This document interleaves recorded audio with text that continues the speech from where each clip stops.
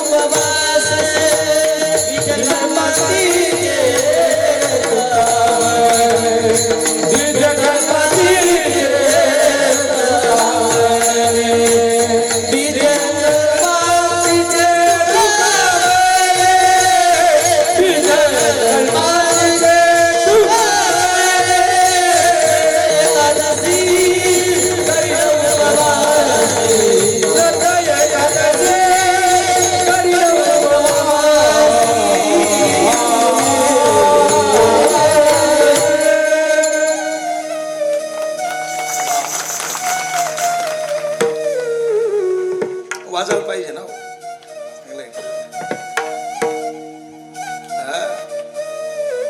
इथला ऐकायला साधा पैसा देणार पडतो भाऊ सोपं नाही ते कमीत कमी टाळी वाजवली पाहिजे आपण कलाकाराला तेवढाच एक आधार असतो चला नाम विठोबाचे घेई नमी वाचे तुकाराम महाराज म्हणतात आम्ही त्या देवाचं नाव मुखामध्ये घालतो काय ताकद आहे तुमच्या देवाच्या नावाची तुकाराम महाराज म्हटले काय ताकद नाम संकीर्तन साधन पै सोपे जळतील पापे जन्मांतरीची अनंत जन्माची पाप माझ्या भगवंताच्या एका नावाने जळतात मग काय हो ते नाव घेण्याकरता कुठे जावं लागतं का कुठेच नाही न लगती सायास जावे वनांतरा सुखे येतो घरा नारायण कुठेच जाण्याची गरज नाही असाल तिथे तुम्ही ते नाव घेऊ शकतात कामात काम काही म्हणा राम राम जिथे असाल तिथे देवाचं नाव जिथे असाल तिथे काही कायदा नाही देवाच्या नावाला असाही कायदा नाही की बेस्वर माणूस आहे त्याला पुण्य नाही स्वरबद्ध आहे त्याला पुण्य फक्त त्याने नाव घेतलं पाहिजे भगवंत त्या नावाचं पुण्य त्याच्या पदरात टाकतो अजून आहे का पवित्र किंवा अपवित्र असाही भाव नाही की पवित्रच माणूस देवाचं नाव घेऊ शकतो पुण्य मिळतं अपवित्र नाही म्हणजे अपवित्र म्हणजे मला म्हणायचं असे महिला वर्ग तुम्ही कीर्तन ऐकताय जर ऐका तुम्हाला परमार्थाला आडवी येते ती अपवित्र अवस्था म्हणजे रजस्वला अवस्था रजस्वला अवस्थेमध्ये कुठलीच महिला देवाचं कार्य करत नाही देवा धर्माला जात नाही असं शास्त्र आहे पण शास्त्र सांगतं रजस्वला अवस्थेमध्ये सुद्धा तुम्ही जर देवाचं नाव घेत असाल तर त्या नावाचं पुण्य भगवंत तुमच्या पदरात टाकतो एवढा सोपा कायदा आहे त्याही अवस्थेत तुम्हाला पुण्याच्या वाटा मोकळ्या करून दिल्या भगवंताचं फक्त नाव घेतलं पाहिजे किती ताकद आहे देवाच्या नावाची किती ताकद ऐका भगवंताच्या नावाने दगड तरले असा इतिहास आहे मी एक प्रश्न करतो वारकरांना 22 जानेवारी ज्यांनी ज्यांनी पाहिली त्यांनी हात वर करा बरं अवपट असणार हात वर वाल पायात 22 जाने दकी सांगी राहिलो मी हा जय श्री राम ताकत है क्या बात है राम आएंगे तो अंगना सजाऊंगे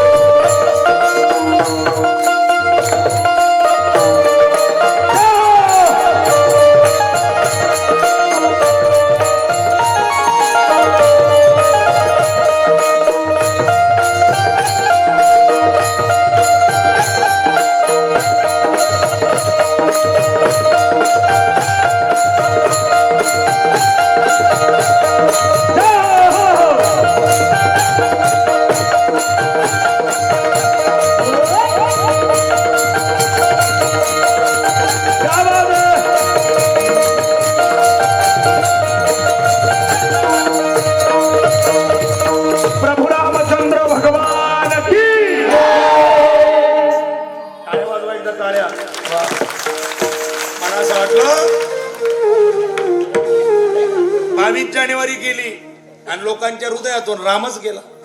पण मी रोज सांगेल की जा त्या वार मध्ये काय आनंद आहे. अहो अंगले काटा येतच काटा. ज्या रामा करता हजारो कारसेवकांनी या शरीराचं बलिदान दिलं, त्या कारसेवकांना तो राम अयोध्येत पाहता आला नाही. पण तुमचे माझे डोळे भाग्यवान आहेत ज्यांनी 22 जानेवारीला अयोध्येत राम पाहिला. रडलो आम्ही आमच्या गावाच्या मंदिरात. मी 3 कीर्तन केले त्या दिवशी. 3ही कीर्तनात माझा चेहरा उतरलेला. आमना ड्रायव्हर म्हणे काही फाल्ट होई घ्या का जमेल काही होई नाही. रबो म्हणतो तसं काही नाही. म्हणजे तुम्ही रडी का राहिनात. म्हटलं मला एकच याचं रडू येते की ज्या कारसेवकांनी हाडाचं काढं केलं ना अयोध्येपर्यंत गेले, आजचा दिवस त्यांनी पाहायला पाहिजे होता. आणि आम्ही काहीच करणे राम ना करता आम्ही बजाव डीजे. काय राम मिळाला. ऐका त्या रामाच्या नावाची ताकद सांगतो आई. वेळ कमी माझ्याकडे. दगड तरली दगड दगड आई सीतेला घेण्याकरता वानर सैन्य घेऊन लंकेत जाण्याचं नियोजन. पण अरबी समुद्रातून म्हणजे त्या सागराच्या पलीकडे जायचंय. खुंटण्याची शक्ती कुठेतरी म्हणजे उडण्याची शक्ती कुठेतरी खुंटणार होती. तिथून पुढचं काय नियोजन, एक युक्ती चालवली वानरांनी. ऐका काका, त्या वानरांनी एक युक्ती चालवली पोरांनो, ऐका. एक एक दगड उचलायचा, डोळ्याला लावायचा, त्याच्यावर राम नाव टाकायचं आणि तो राम नावाचा दगड पाण्यात टाकायचा. ज्याच्यावर राम असायचा तो दगड वर यायचा. एक दगड उचला म्हणे पटा दगड एका सारखा आहे बुवा. एक वानराने उचलला, राम नाही टाकला. जसा टाका तसा बुडी घ्या. ज्याला रामाचा आधार आहे तो नक्कीच या भवसागरातून तरणार आहे. ज्याला रामाचा आधार नाही तो कधीच तरणार. दगड तरला दगड कोणले म्हणतात दगड माहिती का? एखादा मोठा दगड उचलेला या आणि तो दगड एखादा जागावर कुठेतरी ठेल्या, असं रिंगण आखिल्या, त्याला मस्त जाई बी लाई द्या, पुल्लावरीच लगून तुम्ही त्यानं नाव लिहू नका. तुमले तो दगड तटेच सापडी. तठेच तो दगड असं नाही म्हणा जोगेश बाबांचं मंदिर आहे, समाधी दर्शन येऊ ना. बराच दगड आहेत त्या तट लगून पोचत नाही. तो असं नाही म्हणा. आता मोटरसायकलवर 100 लोक वापरी राहणार, आपण राम राम लिहायला पाहिजे. दगड नाहीच लिहा राम राम. नाही तुम्ही काही बी समजा बा, मी दगड न बोलाय ना बरं, तुम्ही कदा कदा अर्ध काढशात, नाहीच घेणार राम राम. तोच दगड, जो दगड निर्जीव आहे तो दगड तारला. ही ताकद होती रामाच्या नावाची. बातमी कळाली लंकेत, सभा कोणी का ना पण टाळ्या वाजाला खगावर. 2-4 जण पळत घ्या. रावणले म्हणे रावणा नांदेणी लागायला म्हणे का ब भयान काम आहे. आम्ही डोळ्यांनी पाहिलं. ज्याच्या नावाने दगड तरतो, नावात इतकी ताकद आहे, त्याच्यात किती ताकद असेल. रावण म्हणे पटा लोके तथा पैरायणार, आपण बी काहीतरी युक्ती केली पाहिजे. मग रावणाने युक्ती केली. रावण म्हणे चिंता करू नका, जर रामाच्या नावाने दगड तरत असेल तर मी बी काही कमी नाही, मी दगड तारी दगडच. त्या लंकाना लोकेशने आज चटकी दिला. तो मोठा गोटे हाज म्हणणं पडी, आपले राहणं बा मोठानी गोष्ट हाज म्हणणं पडी. म्हणे जाऊ द्या याला पटी यान तसं करू. आणि काय केलं मग ऐका. 2 दिन विचार करा. दगड तारा ना, घरनागर बादली मा टाके. तो कसा काय वरी घरनागर बादली मा टाके. मंडोदरी म्हणे राम आपलं रावणाचं का फिरलं काय माहित बा. अशा दगडेच नाव प्रकार पहिल्यांदा दगड म्हणे. आणि मग रावणाने युक्तीने अख्खा लंकाना लोके बोलावत. सगळे लोक पाहायला. रावण मस्त मध्ये गेला, पाण्यात जाऊन तो दगड असा डोळ्याला लावा. आणि जो दगड रावणनी पाणी मा टाका. बाळासाहेब तुम्ही पत्रिका वाटेवाटी थकी घ्यात का? जपी राहायला पाहिजे होत ना, पण नाही झोप लागत वारकऱ्याला. आवाज ऐकताच घ्यात त्या. आणि मला म्हणे मी गाडी माझं पिलीच म्हणे. मग आपले रोज भागे भाऊ, आपले उभं राहायला पडे, आपले जपाल परवडी का. पण ताकद आहे बघा, नावाची ताकद काय. लगेच माणूस ही बदना फ्रेश. तो दगड जो रावणाने पाण्यात टाकला, तो दगड पाण्यात तरंगला. बोला ना वा वा. कोणी कोणी कोण कोण होता दखाल जाय. असं कसं तुम्ही डायरेक्ट नाही म्हणताय ना, मग पुरा पाहिजे त्याला. मी पाहिला बा बरोबर आहे का नाही. दगड पाण्यात टाकला, तो दगड पाण्यात तरंगला. देखा कितला हुशार आहे. त्याने पार्टी बदलली पडी म्हणे. अहो हा बिनी नाही बिनी म्हण राहिला म्हणे. जो दगड रावणानं पाण्यात टाकला आई, तो दगड सुदैवाने तरंगला. जसा तरंगला रावण नाचतच करूना. लोके म्हणे बापरे, आपण तर रामाचं महत्व, इथे रावणाने दगड तारला. लोकांना चिंता पडली. रावण घरी येत होते. मंडोदरीला बातमी गेली. मंडोदरी या दारात त्या दारात. मंडोदरी म्हणे शक्यच नाही, माझ्या देवाशिवाय कोणी तारू शकत नाही, काहीतरी यशनी फाल्ट करावी. तिला चित्त लागत नव्हतं. 12 वाजता जेवणले बरोबर रावण अंगणमा. मंडोदरीना रावणवर ध्यान गई. आणि मंडोदरी दिना आवाज रावणा.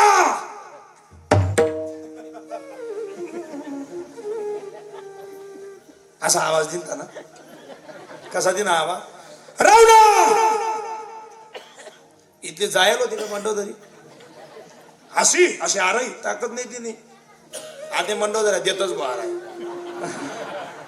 आते आते खरं नाही. एक बाई शिवपुराण ऐकी राहते. आवता येता बैता घर ना तो रे 4 वाजे घ्या चहा. तुला काय नाही ठेवच होता. तिकडे का मी शिवपुराण ऐकी राहिलो. आई शिवपुराण ऐकण्यापासून फायदा तर झाला, पण असा तोटा होई गया. सगळेच पार्वत्या माता मस्त शिवपुराण ऐकतात, बिचारा महादेव स्वतः राहतरी जेवण लिहि राहिला. वाईट होई गया. चांगलं आहे, केलं पाहिजे. महिला वर्गच हुशार आहेत जे परमार्थाला लावतात. तुम्ही आहात म्हणून या देशाची संस्कृती आहे, हा देश टिकलेला आहे. हा सत्यता आहे. 90% बायांमुळे लोक सुधारले भाऊ, हे तुम्हाला काही का वाटे ना. मला गणत लोक भेटत काय का, मी पुरा जायला होतो आपलं ते कोण गंथी मात्र पण आम्ही बाईन आमना सासरा दिंडी मला घ्या मग तुम्ही मायबाप कारगिलला युद्धामा जायला होता का, म्हणजे तू इथली कोरवड आहे ना. तो म्हणे नाही नाही आमना बाईना गोतमाईनच मी सुधारलो. चांगलं आहे भाऊ, सुधरी घ्या.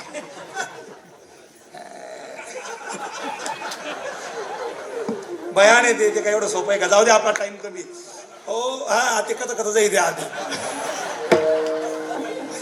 आता काय टाइम सरामाई घ्या आणि आपलं काही सरी राहिलेली त्याच्या माहिती लांबी लांबी घ्या बा बिनकाम पकवा डोकामा टाक देते नियोजन त्याच नाही. आपला जीव घाबरत आपण आपल्या पद्धतीत पाहिजे. मुद्दा ऐका, काय देवाच्या नावाची ताकद आहे. मंडोदरीने प्रश्न केला का हो ओ स्वामी, आणि ती पद्धत होती. माणूस कसा का असे ना, पतिव्रता स्त्रीने त्याचा सन्मान केलाच पाहिजे. कसा का होईना माणूस, तो संध्याकाळ गल्या का मोजत ये ना, बाईने अंगण उभा राहून त्याला सांगा ना स्वामी या परात लई जावानी बाहेर तुमचे पाय याच्यात टाका, मला पाय धुवायचे. सांगा ना त्याले परात्मा या या स्वामी. तुम्ही बोलती क्रांती करील या, त्याला तसं नाही सांगा ना. त्या परातुरी शेपाला ना आते भेटणार, नवीन नको भेटी ना आलाय का. बाया काम करतात ते तू काय गाव पिरी ना, तुला लाज आहे का इथली तिथली. सोड काहीतरी. नाही सत्यता आहे बाई, मजाक नाही. काही बायांनी त्यांचं आयुष्य गेलं, त्यांना नवी साडी मिळाली नाही, डोक्याला तेल मिळालं नाही. 100 रुपये रोजानं माय कामाला जायची तरी या नालायकांना 50 रुपये पिण्या करता द्यायची. त्या दुर्दैवांना मेलेलं बरं.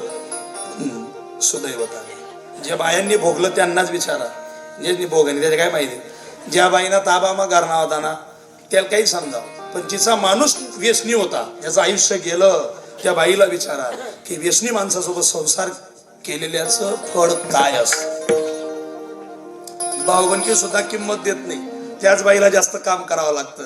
ती पदराची गाठ पदराला मारते म्हणते की देवा हे माझं नसीब म्हणून मला भोगावं लागते. जर माझा माणूस चांगला राहिला असता, कोणाचे ताप नाही, मला कोणी बोलून गेला असता. अशी ती पद्धत आहे. चला तो विषय आपला. मंडोदरींनी सांगितलं स्वामी एक विचारू का म्हणे. काय मी जे ऐकते खरं आहे का. कितला वाजता, 11:45 वाजता. 11 घ्यावं तुला. चला म्हणे मी जे ऐक ते खरं आहे का. रावण म्हणे काय ऐक म्हणे तुम्ही दगड तारा पाणी मा दगड दगड. रावण म्हणे हा, पण मला माहिती आहे म्हणे मी कितलं बी आ सांगू तुझे पटावणे गावमा तपास करे. मंडोदरी म्हणे तपास करायला मी रिकामीने खरंच सांगा तुम्ही पाण्यात दगड तारला का. तो म्हणे तुझ्या देवाची भक्ती करते, त्या देवाची शपथ घेऊन सांगतो मी पाण्यात दगड तारला. मंडोदरी म्हणे हा शक्यच नाही. प्रत्येक बाईले माहिती संसारमा अनुभव रास. ज्याने हयातीभर किलोभर तेल गरलाय ना आणि तो दिवाळीना मैदाने 15 किलो तेल ना डबा जर दोयातीन धरलाय ना, ती बाई 4-4दा विचारस रोख आणा का उधारतो म्हणे रोख लाईन ना. ती बाई म्हणे मला चांगलं माहिती हो तू डायऱ्या भरायचं आणि मला भरायला काही सोपं नाही. अंदाज राज्याला त्याले खरं एकाने मावशी खरं सध्या का मन राहणार ते हवा सत्यता आहे. चला जाऊ द्या, मुद्दा आहे का. मंडोदरी म्हणे नाही नाही माले विश्वास बसत नाही. प्रभू रावणाने काय सांगितलंय का. रावणाने सांगितलं मंडोदरी ज्या देवाची भक्ती करते त्या देवाची शपथ घेऊन सांगतो मी दगड तारला. मंडोदरी म्हणे तारला ना तुम्ही माझ्या देवाची शपथ घातली ना, खरंच सांगा तुम्ही कसा तारला. तो म्हणे दरवाजा खिडक्या लाव जा केलमुट 1.25 लाख खोलणे सांगेच नको बरं. एक ते पण युक्ती करेल से म्हणे. मग रावणाने जी युक्ती सांगितली ती ऐका. देवाची किती ताकद आहे. रावणाने सांगितलं मंडोदरी रामाच्या नावाने दगड तरत होती. सगळे लोक तिकडे जात होते. मी विचार केला की मी दगड तारला पाहिजे. 2 दिवस मी दगड तारून पाहिला. मला तारण्याचं सूत्र मिळालं नाही. शेवटी मला कळालं की जगाच्या पाठीवरती दगडालाही तारण्याची ताकद ज्याच्यात आहे तो प्रभू रामचंद्र आहे. म्हणून तो माझा वैरी का असेना, दुश्मन का असेना, मी त्याला मनाने शरण गेलो. दगड उचलला, पाण्यात गेलो, डोळे बंद केले आणि डोळे बंद करून मी त्या दगडाला शपथ घातली, तरला तर बरं आहे, नाही तर तुला रामाची शपथ. रामाच्या शक्तीनं दगड तरला. मला एक सांगा बुवा, त्या 11:05 कमी आहेत. मी काय लांबाळा नाही, कारण कितलं बी लांबाळा तर ओव्हर टाईम ना कायदा नाही. हा म्हणजे ज्याला समजलं त्याला धन्यवाद, बाकी ना काही नाही. ऐका, ती चिंता फक्त कार्यकर्त्यांना असते, दुसऱ्यांना नसते ती. चला मुद्दा ऐका. मला एकच म्हणायचं, ज्या देवाच्या नावाने दगड तरली त्या देवाच्या नावाने माणूस तरणार नाही? खरंच सांगा. नाही, माणूसही तरेल. म्हणून तुकोबाराय म्हणतात, नाम विठोबाचे घेईन मी वाचे. आम्ही त्या देवाचं नाव गातो का? सर्व कल्पाच्या अंती पुरून उरणार देवाचं नाव आहे. बीज कल्पांतीचे तुका म्हणे पर्यंत पोवाडे गाणार नाहीत. आमना गावमा जत्रा भरे, ती बी कोरोना बंद होई गी. आगो विचार करा भराबा. त्या कोरोना काळामध्ये 2-3 असा पोवाडा म्हणणार येल होतात. एक जणाकडे पेटी आणि एक जण सांबडवर आहे. सर लोक 5-50 रुपये टाकायचे, ते लोक पोवाडे म्हणायचे. मी दर्शनाला गेलो, एक जण लक्ष घे म्हणे, महाराज म्हणाव म्हणे. म्हणता आमने नाही म्हणताच बघितलं म्हणे, मग ऐकावं म्हणे. म्हणता मग म्हणे फुकट नाही हो म्हणे, त्यातले काहीतरी देणं पडच म्हणे. आणि आमने कायम देवान सवय, आम्ही दिसूच का. पण तरी मी विचार केला, म्हणता 100 रुपये दिले पाहिजे. त्या पोवाडा म्हणे का हो म्हणणारा, 100 मा तुम्ही एवढं ऐकायला मानसिकता तयार करतात, कमीत कमी 100-500. आता गावना लोक उचलं आपण म्हणता चला म्हणे तुम्हाला पोवाडा होई म्हणे. म्हणता कसं म्हणे, आतेपर्यंत तुम्ही काय काय कर आई सगळं त्यात म्हणतील, तेच थोडक्यात माहिती द्या. त्यांनी मला विचारलं म्हणे तुमचं नाव? शुभम महाराज, गाव मंदाने, तालुका शहादा, जिल्हा नंदुरबार. काय करतात? कीर्तन. हो म्हणा बापरे. आणि लगेच लटकी घ्या होते. आणि मग म्हणे ते आपले काही म्हणता नाही, पण चला बा त्या पवाडावरती त्या म्हणत तर मला आधी एकदम यादी घेते. आधी जत्रा गेली ना, तर मी 500 दिलं होतात. मला ऐकणंच होतं वाया नको जायला. एक मित्र म्हणता भाऊ व्हिडिओ कर म्हणे. का बा? अरे म्हणता येडा लोकेश मरावर कॅशिटा निघते, आपली जिवतवर निघ राहिली. आपल्यावर म्हणा आहे तो भाऊ जिवंतपणे निघेल. नेमन व्हिडिओ कर, महाराष्ट्रावर जायला पाहिजे. तो न्यारा व्हिडिओ शूटिंगले मस्त रेडी मोबाईल मध्ये व्हिडिओ करतो. आणि बरोबर त्या पोवाडा म्हणणार जे विचारेल होतं ते विचारता बरोबर सुरुवात केली. त्याची नंदुरबार जिल्ह्याला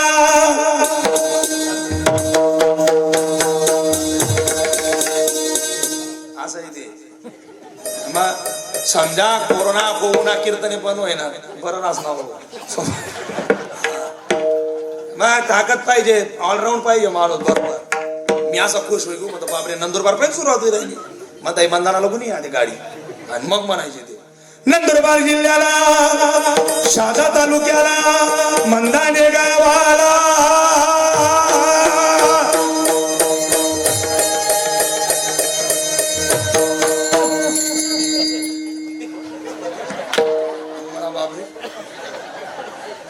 असं होते. नंदुरबार जिल्ह्याला शहादा तालुक्याला मंदाने गावाला शुभम महाराजच्या घराण्याला 2 बायका.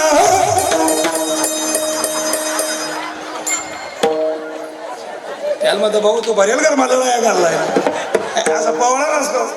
अरे ताकद असायची. पोवाडा म्हणजे काय का?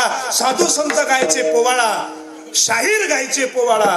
पोवाडा एक ताकद होती, पोवाडा एक ऊर्जा होती. पोवाडा हिंद विश्वराज्याच्या स्थापना करण्याकरता हजारो मावड्यांचं रक्त सरसर करणारं एक साधन होतं पोवाडा.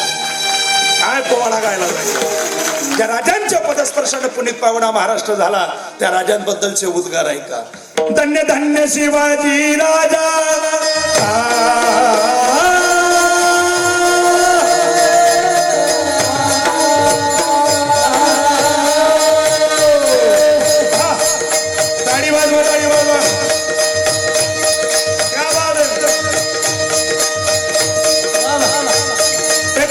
शिवाजी राजा लाई केली मजा सुखी केली प्रजा आई बहिणींची आबरू राखणार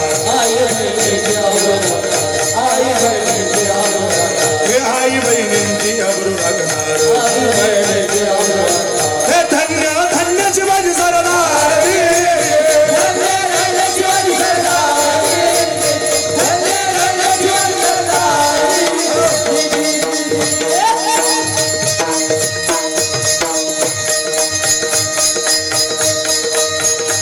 छत्रपती शिवाजी महाराज महाराजांबद्दल त्या शाहिरानं गावं एक वचनी एक पत्नी एक बाणी प्रभू रामचंद्रांचे संस्कार आई साहेब जिजाऊंनी बालपणामध्ये माझ्या राजांना दिले होते. काय माझा राजा होता. अरे का सुभेदाराच्या सुनेला नजराला म्हणून आणलं. मावड्यानं धावत यावं मावड्यानं सांगावं राजे तुमच्या करता नजरानं आणलाय. जगदंबा जगदंबा म्हणत राजाने त्या पालखीपर्यंत जावं. पालखीचा पडदा बाजूला करावा. त्यात एक बाई बसली होती. मुसलमानाची सून होती. दुश्मनाची सून होती. एवढी सुंदर होती. तिनं पान खावं. तिच्या गळ्यामध्ये दिसावं. माझ्या राजांच्या डोळ्यामध्ये पाण्याला कंठ दाटून आला. राजांनी त्या स्त्रीकडे पाहिला. आपला माथा तिच्या पायावर ठेवला आणि मावड्याला सांगितलं हे या आईला साडी द्या. या आईला चोडी द्या. आणि राजांचं वाक्य ऐका. आई तुमच्या इतकी सुंदर जर आमची माय राहिली असती तर आम्ही किती सुंदर राहिलो असतो. समोरच्या स्त्रीला माय म्हणण्याची ताकद एकाच राजात आहे. छत्रपती शिवराय. म्हणून तो वर्णन केलं जातं. एक होता शिवाजी राजा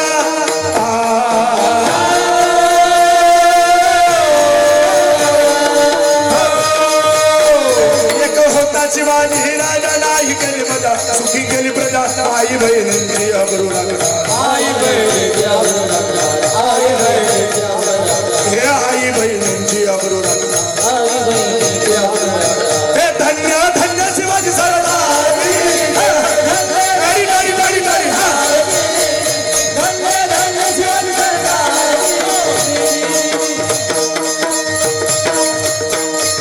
छत्रपती शिवाजी महाराज की ही ताकद आहे आपल्या धर्माची. पोवाडा एक ताकद आहे. पोवाडा एक ऊर्जा आहे. आणि संत ते पोवाडे गायचे.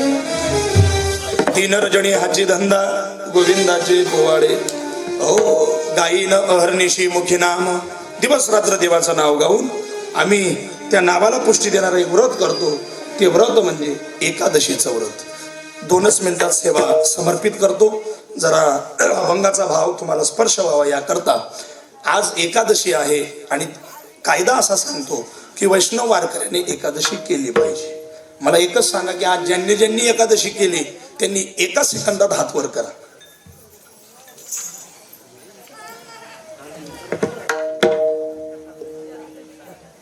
खरा हात करा.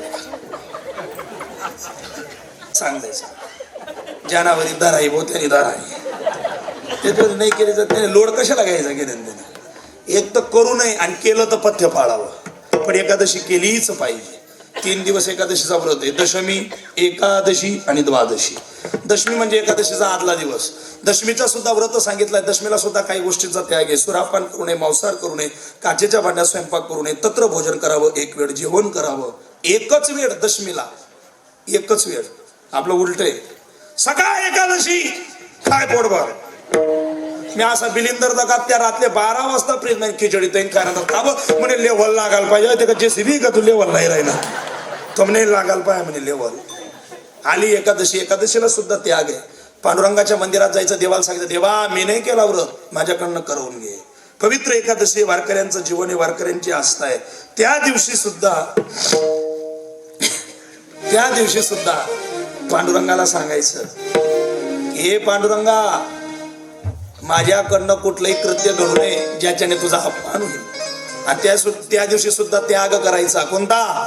सुरापान करू नये मांसाहार करू नये अन्नपान करू नये दारू पिऊ नये मांस करू नये. काही कीर्तनात बसलेले लोक म्हणतील की वारकरी जो आहे जो एकादशी करतो तो मांसाहार कसा करेल. तो सुरापान कसं करेल. पण कायदा सांगतो कमीत कमी एकादशी करू नका. पण हिंदू धर्मात जन्माला आलेला कॅलेंडर पहा. आज एकादशी आहे. गावात किंवा घरात दारू किंवा मांस सेवन करायचं नाही. पथ्य पाळायचा. आपण आपल्या धर्मात आहोत. म्हणून सुरापानाचा त्याग आहे. मांसाहाराचा त्याग आहे. प्रवासाचा त्याग आहे. एकादशीला प्रवास करायचा नाही. काय करायचा नाही? मंदकाचं पीक घ्या 11 वाजे घ्या बुवा थोडस मला खरं सांगा प्रवास करायचा नाही बाळासाहेब.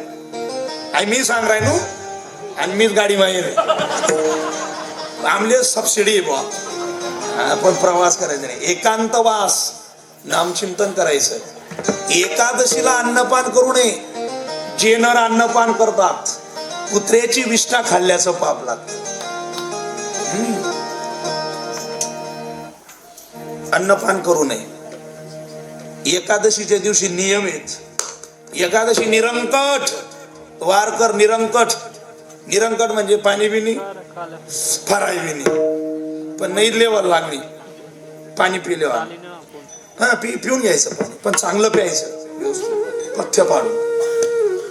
नाही पाणीवरी बजेट बसना. दूध प्यायचं. दूध म्हणजे असं नाही लिटर खान पिल्यावर फिराव कप भरत लेवा ना दूध. दुधाने नाही बजेट बसला. फळाहार करायचा. केळी वगैरे असं व्यवस्थित टकाटक नेमन फळाहार खाऊन घ्यायचा. नाही फळेसुरी बजेट बसला मग साबुदाणा बगारणा नंतर नंबर या केला जावा. एकादशी करणारा काय ना पहिले बगरचा पहिले साबुदाणा. नाही साबुदाणावरी बजेट बसना मग भगार आणि आमटी पोटभर खावानी. आणि नाही बगर आमटीवरी बजेट बसना तापी नदी दखीन कुदी पडा जगीन फायदा नाही. आणि या ना पुढे काही उपास आहे का? चुनावरी नाही धराय ना काय शानपण करायला सोडता. तो म्हणे मी थोडा मागू सांजोरीना सरपंच भेट घ्या त्यांनी मला पावडा कावडा औषधी बाटली बरं पाहिजे नाही तुला ते कसं समज नाही पेतात मरच मामाला. एक दिवस का असे ना पण माणसाने पथ्य पाळलं पाहिजे. खरंच सांगा पाळलं पाहिजे की नाही? पाळलंच पाहिजे. एकादशी केली पाहिजे. आणि द्वादशी म्हणजे पारण्याला असा नियम आहे सूर्योदय होण्याच्या अगोदर जेवण करावं. जे फडकरी परंपरेत आहेत आजही जा आळंदी तीर्थक्षेत्राला सूर्योदय होण्याच्या पहिले आता जे आपण शिकलो आपल्याला माहित असेल द्वादशीला घेऊन जायचे आपल्याला माऊली मंदिराच्या समोर किंवा एखाद्या परंपरेत आपल्याला जेवण दिलं जायचं. त्यानंतर दिवसभर जेवण करू नये असा नियम आहे. पण अशी जर एकादशी सांगी ज्या करा ना त्या बी सोड देतील.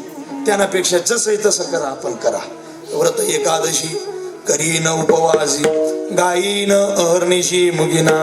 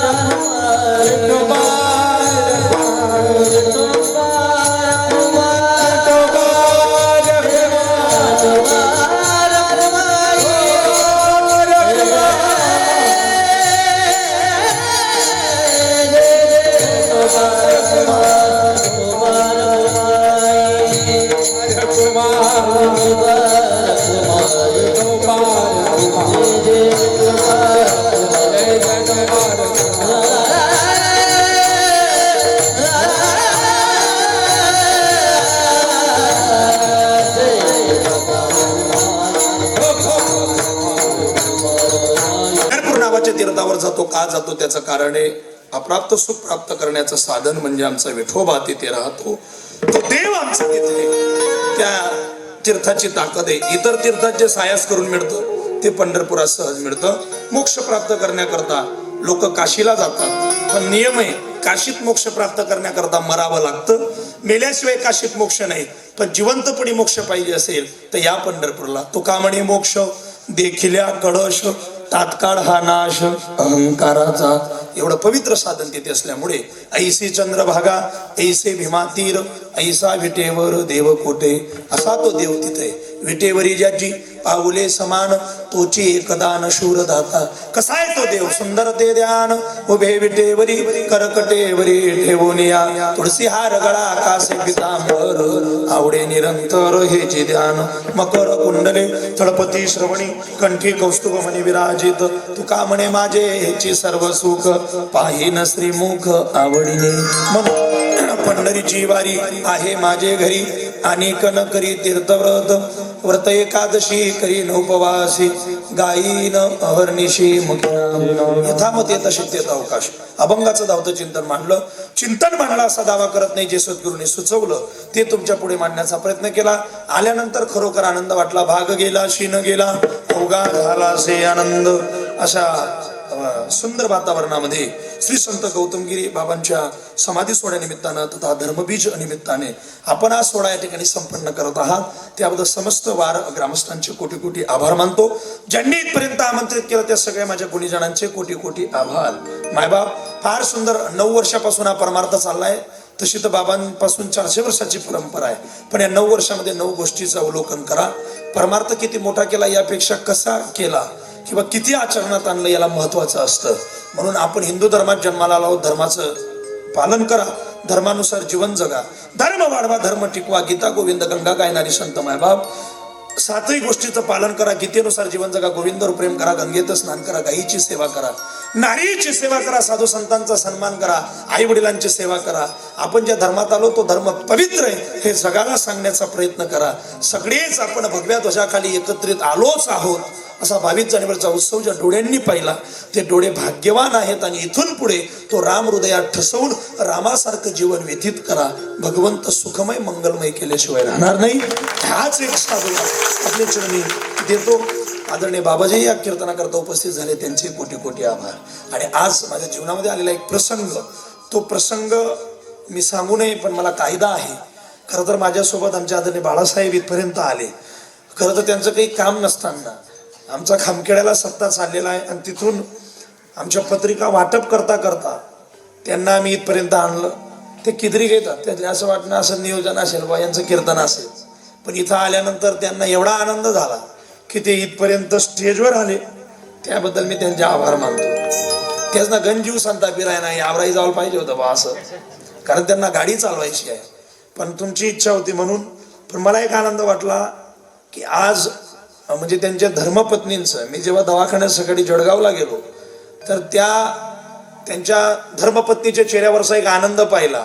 त्या आनंदाचं कारण आहे का, मी कधी कधी स्वतःला प्रश्न करत असतो. मला कळतं की 2 मुली आणि 3रा अपत्य होणार नाही, फक्त मुलीचेच. एखादा माहीत पडताना तो नुसता होता वंशले दिवा पाहिजे होता, दिवा पाहिजे होता असं प्रत्येकले वाटस. पण मला खरंच आनंद वाटला, त्यांनी मला उत्तर दिलं. मला 2 मुली झाल्या याचा मला आनंद आहे. एकाला मीराबाई सारखे आणि एकाला मुक्ताई सारखे संस्कार आम्ही देऊ. समजा या 2 मुलींच्या पाठीवर एखादा मुलगा झाला आणि तो जर 20 लाख पत्ता माराय का मग, असं त्यांना प्रश्न पडला. आमचा गाडीत विषय होता. मी बी एकच विचार करा, देवा आई पठ खरंय. सगळेच लोक मुलांना दोषी ठरवतात, मुलांना पापी म्हणतात, पण मी त्या मताचा नाही. कधी कधी चिखलातून कमळही उगवतं आणि कधी कधी कमळाचा चिखलही होतो. बाप भाग्यवान आहे ज्या बापाला पोरगी. या व्यासपीठावर मी नेहमी सांगतो, मला आज माझ्या मोठ्या भावाला 4 महिन्याची पोरगी, 4 महिने झाले तिला. आज इतकी गोंडस आहे की जी मुलगी अज्ञानी, अजून तिने विश्व पाहिलं नाही, पण कितीही रात्री आम्ही आलो, नुसता हॉर्न ऐकला तरी ती 4 महिन्याची पोरगी रडायला लागते. तिला वाटतं की कोणीतरी माझा आलेला आहे. ती 4 महिन्याच्या पोरीला आपण घेतला ना, असं वाटतं ना, हाच आपला आनंद आहे, हेच आपलं जीवन आहे. म्हणून मायबापांनो, देवाला तर एकच मी विनंती करतो की देवा काय नाही दिलं तरी चालेल, पण हक्काची एक पोरगी प्रत्येकाच्या जीवनात पाहिजे.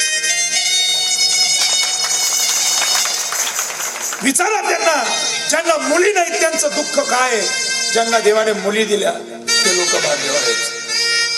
या देशामध्ये पाहिजे ती वस्तू विकत घेणारे आदरणीय शरदचंद्रजी पवार साहेब, हे राजकारणी नाही पण वाक्य ऐका, ते शरद पवारांचा या वयामध्ये त्यांच्या पक्षाचे सगळे लोक त्यांना सोडून गेले, पण एकच सुप्रियाताई अशी होती की जी बापाची अश्रू पुसत होती. त्या 70 वर्षाच्या राजनेत्याला कळालं की एकीकडे मदमत्स होऊन मी 50 वर्ष या राष्ट्रावर राज्य केलं, पण माझ्या अश्रू पुसणार कोणीच आलं नाही. शेवटी माझी ती पोरगीच हीच. कधीतरी हे राजकारणी म्हणून ऐकू नका, टीव्हीत पहा की एवढा मोठा राजकारणी त्याच्या पोरीच्या प्रेमापुढे हरला. त्याला वाटलं की पोरगी पाहिजे म्हणून मुलगी पाहिजेच. ज्यासले देवनी पोरी दिले त्या भाग्यवाने, ज्यासले पोर नाही मी काहीच बोलत नाही. म्हणजे नाही त्याचा तो भाग नाही.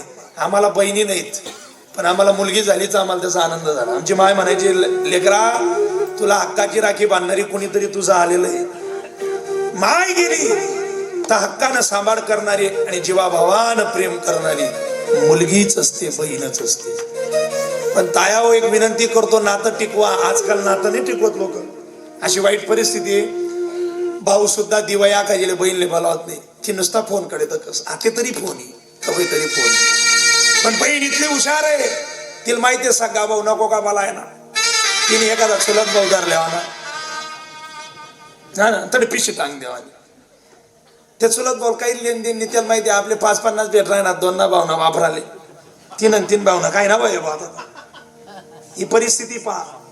पण तुम्हाला एक विनंती करेल, तुमचा भाऊ हे हक्काचा आहे. नाही तुम्हाला बोलत असेल दिवाळी अक्षय तृतीयेला 500 रुपयाची साडी घेत नसेल, कधीच त्याच्या संसाराला आग लावू नका. नका देऊ त्याला वाईट आशीर्वाद. शेवटी ते तुमचा रक्त आहे, तो तुमचा भाऊ आहे. सध्या अशी परिस्थिती आहे, भाऊ बहीणला आखाजील बोलावत नाही, 500 रुपयात साडी देत नाही आणि बहिणी सुद्धा बिन पैशाने सह्या करतेत नाही. काय काळ आला. म्हणून सगळ्या बहिणींना विनंती करतो, तो तुमचा भाऊ आहे. एक लक्षात घ्या, त्यानं 500 रुपयाची साडी तुम्हाला नका घेऊ द्या. पण ज्या संसारात तुम्ही रमलेले आहेत, तुमच्या सासरी एक वाक्य लक्षात घ्या. तुम्ही ज्या दिवशी मराल ना त्या दिवशी तुमच्याकडे गडगंज पैसा आहे, तुमचे पोरं नोकरीला आहेत, तुमचा मालक जगाचं सुख विकत घेऊ शकतो. पण एक सांगतो, तुम्ही जेव्हा मराल त्या सासरातून तुमची प्रेत यात्रा जाईल.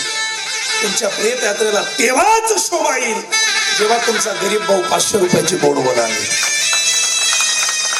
आणि नाती टिका. सगळ्या लोकांना नातं जपत नाही. सहज आठवलं म्हणून सांगितलं. माझ्या पोटात होतं ते मी ओठात आणलं. आणि हे तुमच्या सगळ्यांचं एक तत्व आपण आपल्या 9 वर्षाच्या परमार्थात एक शिकलं पाहिजे. बेटी बचाव, बेटी पढाव, मुलीला वाढवा, लेक वाचवा. पण सगळ्या लेकींना विनंती करतो, अख्खं घर तुम्ही जन्माला आले दुखी होतं. तुमची आई नाक मुरडत होती, तुमचे आजी आजोबा नाक मुरडत होते. त्यांना वाटत होतं वंशाचा दिवा व्हायला पाहिजे. पण कोपऱ्यात गेलेला एकच माणूस हसत होता आणि देवाला सांगत होता, देवा अख्खं जगणं सुख दिली ना रमाले, मला पोर दिली. तो एकला असे गलिमा जलेबी वाटे. बाई म्हणे कितला येडा आहे, पहिले 4 पोरी होत्या, दाखव 5वी नाची नाही ना. तो काय म्हणतो माहिती का, रडू नको, किन्नी सू पण पोर वागसू. हे वाक्य होतं या राष्ट्राच्या बापाचं. म्हणून तर या देशाचा बाप श्रेष्ठ ठेवा, मुलगी वाचवा. पण तायावर तुम्हाला एक विनंती करतो, जो बाप त्याचं सुख त्यागून तुम्हाला जगाचं सुख देतो, त्या बापाची मान समाजामध्ये खाली जाईल असं एकदाही वागू नका.